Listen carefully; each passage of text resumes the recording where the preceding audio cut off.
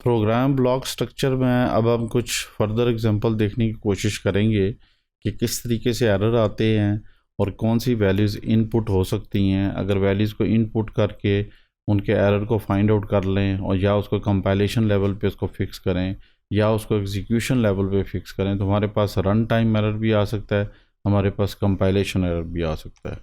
इसको देखने के लिए हमें मैनेज करना पड़ेगा कि कोई वैल्यू हम डेटाबेस से एक्सट्रैक्ट करें और इसको सेलेक्ट इनटू क्लास में यूज़ करने की कोशिश करें और फिर हम देखें कि वो एरर किस तरीके से हम फिक्स कर सकते हैं। तो क्या हम कंपाइलेशन एरर और इसी तरीके से एग्जीक्यूशन एरर या रन टाइम एरर को कैसे मैनेज करेंगे। Let's see first example. In this particular example, we are adding two numbers and giving the result of these two number. By doing this one, we should give these numbers from the keyboard.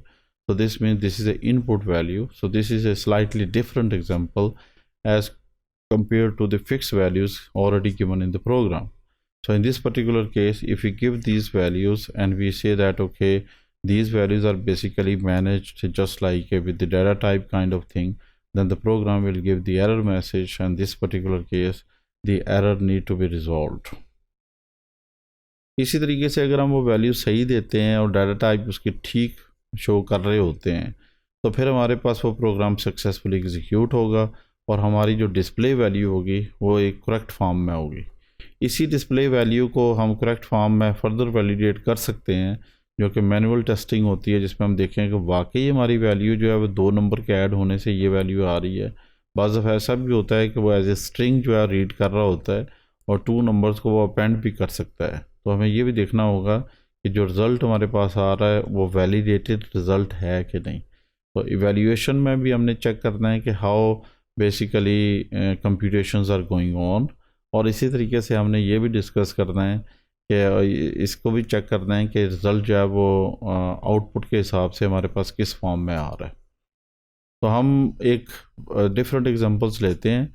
इस particular example में हम देखते हैं कि हमारे पास हम retrieval of the record manage करते हैं। तो लेट्स सपोज हम फिक्स करते हैं कि हमारे पास ID number of the employee है वो 7369 है। तो ये आईडी जो है हम वो ले रहे हैं जो टेबल में ऑलरेडी एग्जिस्ट कर रहा है। इस पर्टिकुलर आईडी को अगर हम देखेंगे तो हम ये कहेंगे कि चलें हम इसकी वैल्यू को टेबल से मैनेज करते हैं और इस वैल्यू को एक्सट्रैक्ट करते हैं और उसके बाद इसको हम डिस्प्ले करते हैं। तो इस पर्टिकुलर एग्जांपल में हम ये कहेंगे अगर तो ये रिकॉर्ड नहीं मिलता तो एक्सेप्शन रेज होगी, successfully execution of the program होगी, प्रोग्राम टर्मिनेट नहीं होगा क्योंकि एक्सेप्शन इसमें हम दी हुई है।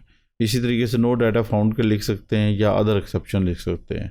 तो इस तरह हम कोई वैल्यू सेलेक्ट इनटू क्लास को यूज़ करके हम एक वैल्यू एक्सट्रैक्ट करते हैं, उसके ऊपर वैलिडेशन यूज़ करते हैं और फिर एक्सेप्शन इसलिए लिखते हैं कि प्रोग्राम टर्मिनेट ना हो बल्कि सक्सेसफुली एग्जीक्यूशन के साथ हो। ये हो सकता है कि प्रोग्राम की वैल्यूज़ ना आए या रिकॉर्ड एग्जिस्ट ना करे, लेकिन definitely we have to make sure that the program is executed successfully. हमारी रनिंग एग्जांपल में अब हम ये देखेंगे कि जो वैल्यूज़ हमारे पास हैं वो सक्सेसफुली एग्जीक्यूट हो रही हैं या नहीं हो रही हैं। लेट्स सपोज कि हम इस स्क्रीन को क्लियर करते हैं ताकि हम नई एक्सरसाइज कर सकें, और इस सिलसिले में हम ये मैनेज करने की कोशिश करेंगे कि हम अपने प्रोग्राम को कैसे रन करते हैं और रनिंग के साथ हम देखते हैं कि किस किस्म के एरर्स इसमें आते हैं। लेट्स सपोज हम पहला कोड जो हमने सेपरेट लिखा हुआ है इसको कॉपी पेस्ट करते हैं और इसको एग्जीक्यूट करने की कोशिश करते हैं। तो प्रोग्राम हमारा जो है वो सक्सेसफुल एग्जीक्यूट हो गया है। इस प्रोग्राम में कोई प्रॉब्लम नहीं है, लेकिन अगर हम फ़र्ज़ किया कि वैल्यू को रॉन्ग देते हैं, जैसे हमारे इस प्रोग्राम में 7777 वैल्यू दी हुई है और ये हमारे पास आईडी एग्जिस्ट नहीं करता, तो प्रोग्राम में सिंटैक्स एरर तो नहीं है, लेकिन प्रोग्राम हमें ये एक एरर जनरेट करेगा कि रिकॉर्ड जो है वो एग्जिस्ट नहीं करता। तो इस पर्टिकुलर केस में अगर हम इसको रन करते हैं तो हमारे पास टर्मिनेटेड प्रोग्राम आता है और इसके साथ terminated program with an error आएगा। तो इस चीज़ को हमें फ़िक्स करने के लिए हमें एक्सेप्शन यूज़ करनी पड़ेगी उसी तरीके से जिस तरीके से हमने पहले की थी। तो पहले प्रोग्राम में याद रखें कि हमने 7369 आपको नंबर दिया था और ये सही नंबर था जो कि एग्जिस्ट करता है। एक्सेप्शन भी सही है, एक्सेप्शन रेज नहीं हुई क्योंकि हमारे पास रिकॉर्ड एग्जिस्ट करता है। अब हम ऐसा नंबर दे रहे हैं जो कि एग्जिस्ट नहीं करता, लेकिन अब हम इसके साथ एक्सेप्शन भी दे रहे हैं। एक्सेप्शन का मतलब ये है कि नो डाटा फाउंड, और नो डाटा फाउंड का मीनिंग ये होता है कि रिकॉर्ड अगर एग्जिस्ट ना करे तो ये वाली एक्सेप्शन रेज होती है। इसी तरीके से अगर हम एक्सेप्शन में ये चीज़ देखते हैं कि भाई हमारे पास एक ऐसी एक्सेप्शन है जिसमें कोई भी एरर आ सकता है, तो उसके लिए हम अदर्स यूज़ कर सकते हैं। तो लेट्स सी, पहले हम इसको रन करने की कोशिश करके देखते हैं कि हमारा प्रोग्राम सक्सेसफुली एग्जीक्यूट होता है या नहीं होता है। अगर हम इसको एग्जीक्यूट करेंगे तो आप देखेंगे कि इसमें हमारी एक्सेप्शन रेज हुई है क्योंकि रिकॉर्ड फाउंड नहीं हुआ है और रिकॉर्ड जो है वो टेबल में नहीं है। अब प्रोग्राम पहले की तरह टर्मिनेट नहीं हुआ है, बल्कि एक्सेप्शन रेज होने के साथ साथ सक्सेसफुली कंप्लीटेड एग्जीक्यूटेड प्रोग्राम है।